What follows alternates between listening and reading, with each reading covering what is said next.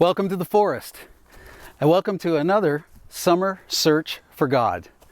You know, I was recently reading a book, a New York Times best-selling book by author Peter Wohlleben. He's a forester and a researcher, and he wrote a book called The Hidden Life of Trees. While I was reading it and thinking about the forest, I couldn't help but think about the church. And as I read this book and learned how trees communicate with one another, support one another, have each other's back even out here, I thought about how that's important for the church as well. And so in our summer search for God today, we're going to talk about the forest. We're going to talk about you and me.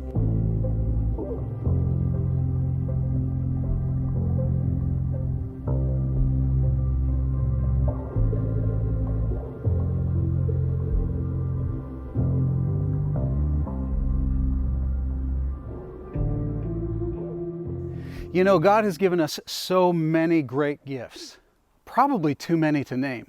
If I asked you, what's the best thing that God has ever given you? You'd probably say, well, the Bible is pretty awesome. You'd probably say forgiveness of sin is pretty amazing. Being born again, that's really, really awesome. You know, one underrated thing that God gives us is the church. A lot of people aren't sure if the church is really great, but it's a great gift from God in His grace that He gives to each one of us that we need to be thankful for. And we also need to be willing to protect, work together to make the church as good as it can be, like a forest like this. So the forest we're meeting in this morning for church is a old growth, high canopied, mainly deciduous forest. It's made up predominantly of beech trees and a mixed forest of maple trees as well. These are really gorgeous trees. Some of them are hundreds of years old. Others of them maybe even over 1,000 years old. And what's really amazing about what is happening here amongst these trees and all the others around is there's this gigantic community.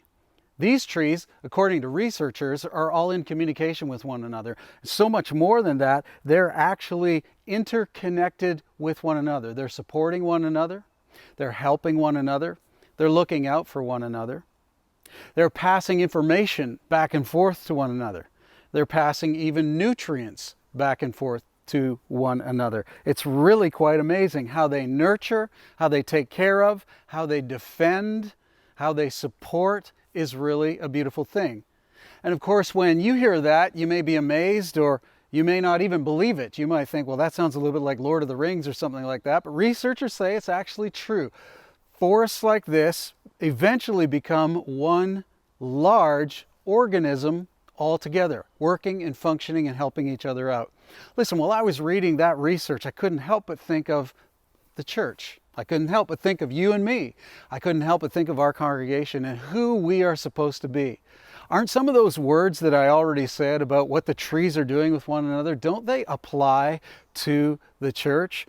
Whether you've experienced it or not, whether you experienced it a long time ago or not, or whether you're experiencing it today or not, these words like caring for one another, nurturing one another, looking out for one another, defending one another, encouraging one another, communicating with one another, supporting one another, all words like that don't just apply to beech trees and maple trees, but they apply to the church, don't they? And so today we want to look a little bit deeper about how these trees actually do that, but more importantly, how can we imitate them and do a better job of doing that ourselves in the church. So as we consider the forest and we think a little bit about the church, we think about the forest has so many trees, so many individuals involved making up this one large group, all connected together. Really, so it is with the church, right? In Romans chapter 12, it says this in verse 4, just as our bodies have many parts and each part has a special function, sound like a forest, sounds like the church, so it is with Christ's body. We're many parts of one body, and we all belong to each other. In 1 Corinthians chapter 12, verse 27, it says, all of you together are Christ's body, and each of you is a part of it. You think about what's going on just under my feet here this morning as we're in our summer search for God. You know this, everyone gets taught this at some time or another, that trees' roots go very, very deep, and they need to go deep. Probably you've heard that spiritual analogy one time or another, that you need to be like a tree and have your roots go really deep into the Lord so you can be spiritually strong. And that is all entirely true, but there's more. Trees' roots also go incredibly wide. And in a forest this congested, it's not all haphazard. These trees are actually, their roots come together and come close to one another, so much so that they can be in communication with each other. They're able to actually transfer life-giving nutrients to one another. Some of the smaller trees, we'll talk about this later, are receiving those nutrients even as we speak. What's amazing, because of those roots coming close to one another, they also, and this is amazing, they send low-level electronic pulses to one another. This is a type of way that they communicate with one another. They warn each other of danger as well. If there's something happening, perhaps an insect attack or something like that, they send a message through this gigantic root system that creates an opportunity for the other trees to react, to help themselves out. So the community keeps safe. What's amazing as well is when these trees are under attack, they also excrete gases from their leaves. And they also put into, for example, if a caterpillar or something is eating on the tree, they also have the ability to put toxins and more bitter tasting poisons into their leaves. And then they send out this gas to all trees, of course only those who are downwind, and they pick up on it as well. So trees are smelling. This is amazing stuff.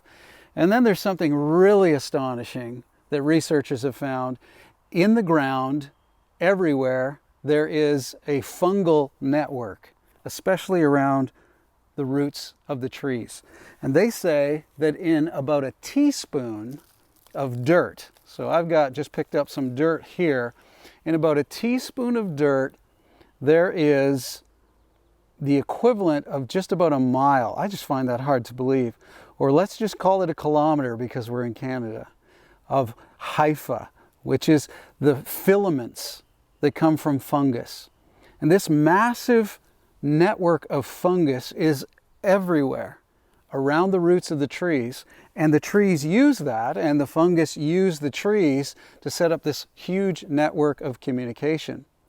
The researchers call this the Wood Wide Web. It's a giant network where they're able to talk to one another, where they're able to help one another. Well, this really sounds like the church, doesn't it? We're all many parts, but we also need to be there for one another, to sustain one another, to warn one another, to help one another, to give aid when aid is needed, and to have that ever important fellowship always ready at hand. So we sit in our forest today, looking and learning, and already we see, just like the church, many trees, many parts, and each part should be doing their work.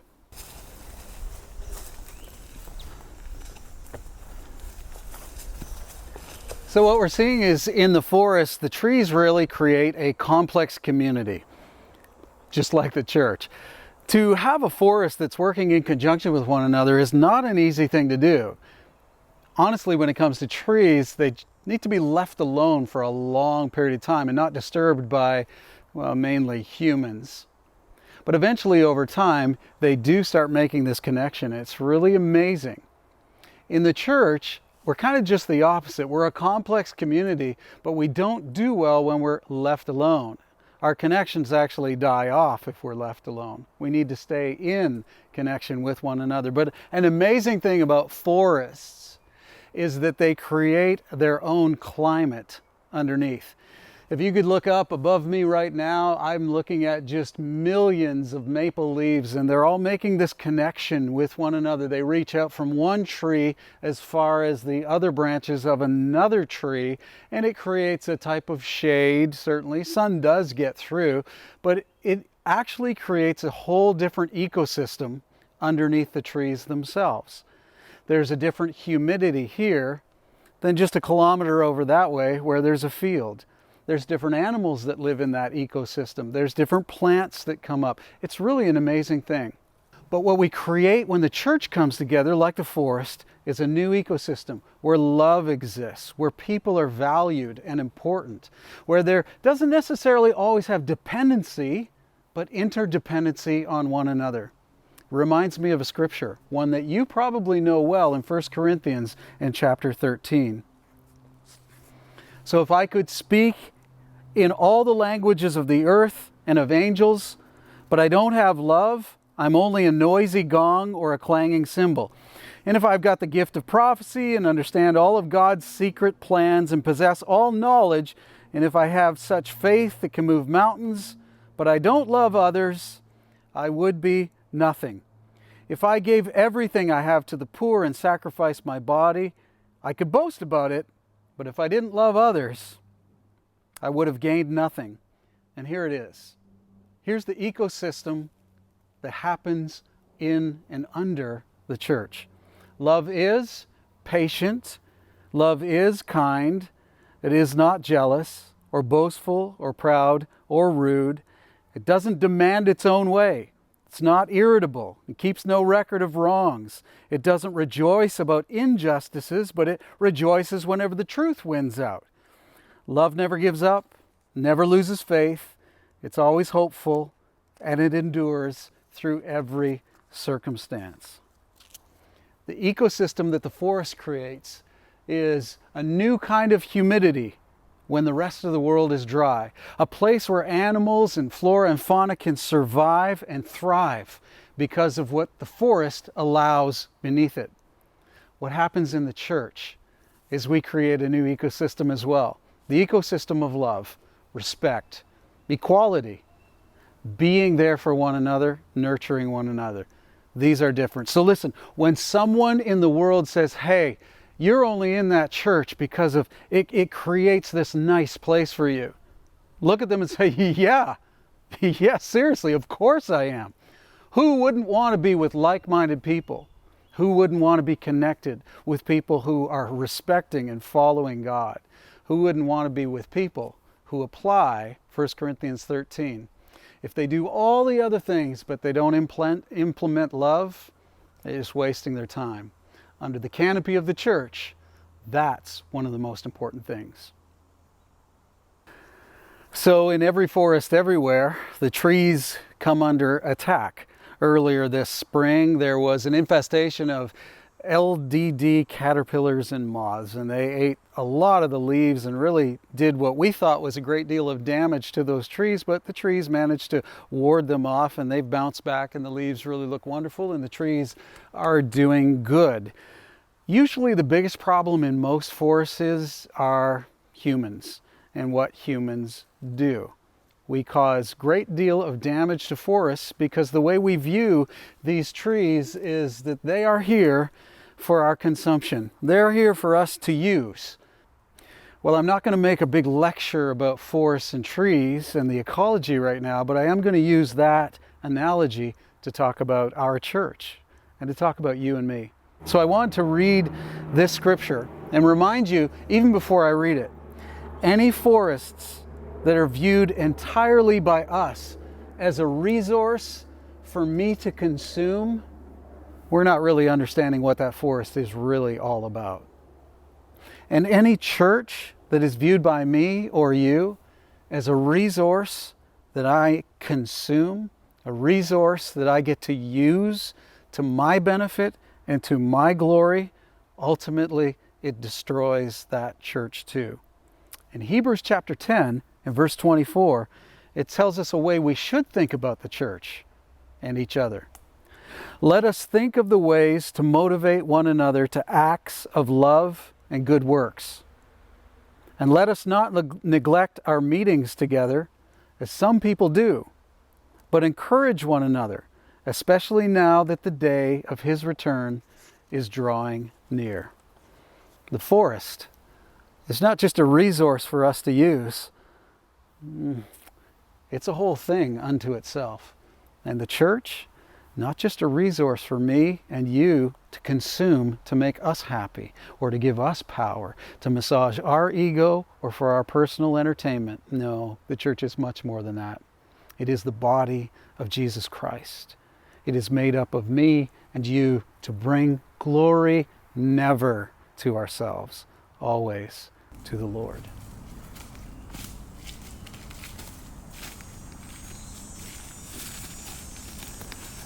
Hey, I want to share something about this tree right here. This is a beautiful tree, but this tree is a problem as well, and it leads to some destabilization of the forest as well. This is a beautiful birch tree, really a very large birch tree. The problem with birch trees is that, and other trees, they're called loner trees. Now, birch trees can grow very, very large, and they can grow pretty fast. But birch trees never last as long as the old growth trees that are all in communication with one another. And so we call these loner trees. They are in the forest, they make up the forest, but they're not connected to the forest. They're part of it, yes, but they're not really part of the forest. They seem to be missing out. The amazing thing about birch trees is they never really know what's going on exactly. They don't know when the whole forest is under attack, and they don't know when good things are happening, they don't know when bad things are happening. I think you can probably see some analogy here, can't you, with the church? We've got loner trees. You know, sometimes in the church we have loner Christians, people who are impressive to look at. They're in fact in the church, around the church, perhaps even in the middle of the church, but they're not actually connected to the church. So we want to make sure that we're not the loner birch tree as a Christian in the church, but rather interconnected. Let me show you this actually. This is another example here. Here is another birch tree. And just as we predicted, and just as we know, birch trees don't last that long. About 2 weeks ago, there was a microburst, a wind that came through this forest. And it was really quite intense. But nothing else really happened to all the forest. All the rest of the trees are fine, except this birch tree. Because it's a loner tree, it doesn't have the support of the other trees, and during that microburst of wind, it's bent and snapped and collapsed off of its moorings. Now, interestingly, this tree is actually still alive, and if you were able to see up at the top that its branches are alive, and the rest of the trees in the forest are still trying to prop it up. They're still trying to hold it. This loner tree is causing devastation in the forest. It's collapsed on top of others, and others are nobly trying to hold it up, but its time is soon to be over. It's not going to make it, and it will collapse in another wind, or over a few more months it will go all the way down. And in its process, it will bring down and damage some of the other healthy trees that were trying to help it out as well. So I think you can see the analogy here. As we're part of a church, maybe we've been a little bit the loner tree. We're in the middle of the church but not connected. That needs to change. If that's you today, that absolutely needs to change. And perhaps if you've fallen over and others are holding you up and there's still some life in you, there's a solution you need to come up with here. Let others come alongside you, prop you up, fix your roots, get connected. That's the overall message for this analogy.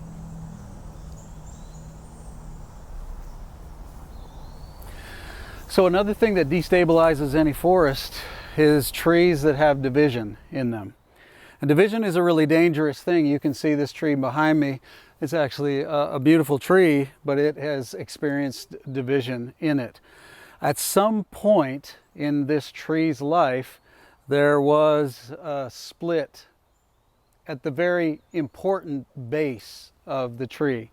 And part of the tree decided to kind of go off on its own, away from the main group, the main part of the tree. And ultimately, as you can see, it's created a catastrophe. Trees and forests cannot live and cannot exist through those kind of divisions. And so it is even with the church. You know, in the church, divisions can happen really quite simply and quite quickly, but they're equally as dangerous as what has happened to this tree. And the sad thing is that most trees that experience these kind of catastrophic divisions, they won't finish, they won't exist as long as they could or as they should have. This tree still seems relatively fine. As far as trees go, We think trees live a really long time, so this tree will probably continue to live for another 20 years or so, but it is going to suffer because of the division that has already happened to it.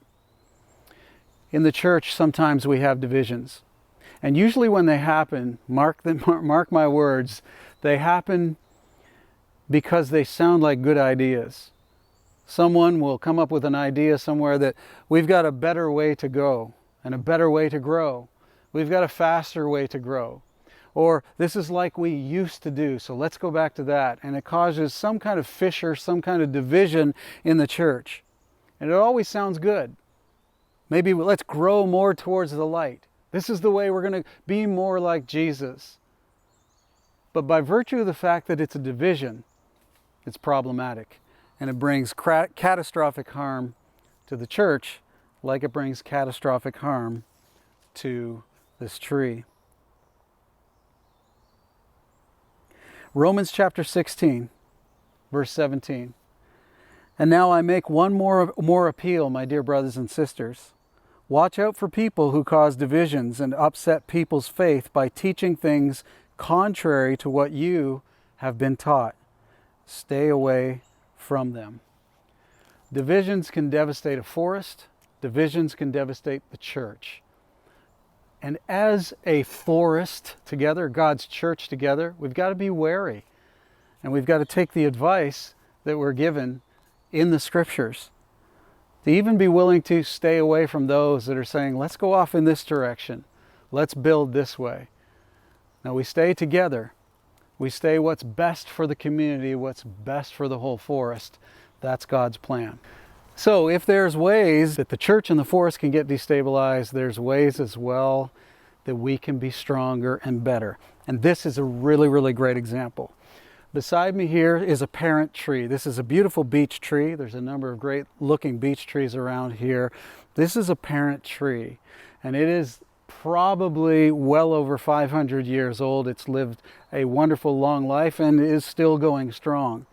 Beside it are two smaller beech trees. These are offspring trees. Now what's really interesting about these trees that I can tell you is that they are at least 50 years old. Now that's amazing to us because most trees that old aren't this small and aren't this thin. But this is the way that the forest works. This is training. It's mentoring. It's leadership. The older, more mature trees grow tall to access the light. And what's happening up in the canopy of these trees is really quite amazing. They have produced a leaf, and their leaves are very strong leaves. They look exactly like the leaves of the younger trees, but they're a different type of leaf. They're a tougher leaf. They can interact with the weather much better. They can interact with the radiation of the sun much better. And they're gaining energy, and this tree is storing the energy, but it's also, through its roots, giving sugars and nutrients to the younger tree. What's interesting about the younger tree, although its leaves look exactly the same as the canopy of the adult tree, the leaves are very, very different. They're much softer, much more pliable.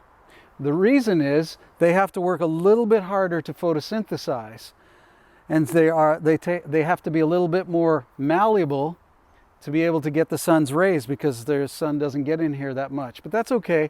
The mother or father tree is taking care of them. What's really amazing about this tree, these type of trees, is they almost act like what we call bonsai trees. They stay in a short state. You can even see, if you can look underneath this one, it's kind of just got curled branches. Most small trees have a point to them because they intend to grow. But this tree is just flat and wide. The young tree is in a learning process. It's just taking in everything it can learn, taking in everything it can from those that have gone before it. It's not ready to grow. It's not ready to be the lead tree. It's not ready to be all of that yet. And it's waiting patiently until it gets its call. At some point, the parent tree is no longer going to be here. It's going to die, it's going to collapse, and it's going to fill, or it's going to empty a hole in the canopy. And when that happens, it's an amazing thing. this tree will just immediately begin to fill the parent tree's place. What analogy could there be for the church? Well, I'm thinking mentoring. I'm thinking discipling. I'm thinking about all of the brothers and sisters who are part of Milestone, who are the older trees, who have taken their place, and your leaves are high in the canopy, and your leaves have been bruised and beaten by weather and by the sun, and maybe even some difficult times have come. But you know what the older trees never do? They never ever give up on the younger ones that are wanting to learn and needing to be trained. And I want you to hear that, older trees in the church. Older trees never say, I've been there, I've done that. Older trees never say, I was a leader once and I'm done with that now. Older trees never say, I mentored somebody for a while, but now I'm getting a little bit older. They never ever give up. They keep doing their job. And so if you are a disciple of Jesus Christ and you've been over 10 years, 15 years, 20 years, 30 years, if you're an old tree in the church and you're not mentoring, you're not giving nutrients to that next generation, if you're not sending all important messages to the younger leaves and to the younger trees, then I want to give you a challenge. It's time for you to step up. Of course, trees don't actually step up. They don't go anywhere. You've not gone anywhere for a long time. But don't quit feeding that younger generation. So you might say, well, how do I do that? Well, it's time for you to find out. You'd be surprised how many younger trees are around your feet, around your trunk, just in your sphere of influence. Really, take this challenge. It's time for you to be giving back your years of experience, your nutrients, your spiritual sugars to those that are close by to you. That's how the church can do well. Now, let's talk about these trees for a minute. The younger trees, waiting. Any church, like any forest, needs a new batch of trees to come along when the old have gone. We need new leaders to raise up, but learn the lessons from these small trees right here. Instead of just vaulting up and trying to be the best they can be, instead of involving themselves in competing for sunlight at the top, they're waiting patiently and they're being taught. These trees, instead of going high, are spreading themselves out so they can learn. Instead of fighting and resisting, they're receiving the nutrients from the parent trees. So if you're not yet been a disciple for a long time, maybe you're under 10 years old, or maybe you're just even 5 years old, or you've just become a Christian this year and you're feeling like, I've got nothing to offer. That's the furthest thing from the truth. Take a lesson from these trees. Wait, spread out, learn as much as you can, get as much information as you can from those that have gone before, and be ready, because your role soon will be leading in the church, helping others, and ultimately benefiting others. Ephesians chapter 3, listen to this. Then Christ will make his home in your hearts as you trust in him. Your roots will grow down into God's love and keep you strong. And may you have the power to understand, as all God's people should, how wide, how long, how high, and how deep his love is. May you experience the love of Christ, though it's too great to understand fully. Then you will be made complete with all the fullness of life and power that comes from God. So if any forest can get devastated, and any church can get devastated, any forest can get healed and have mentoring and leadership, as any church can get healed through leadership and mentoring and trees that are willing to grow.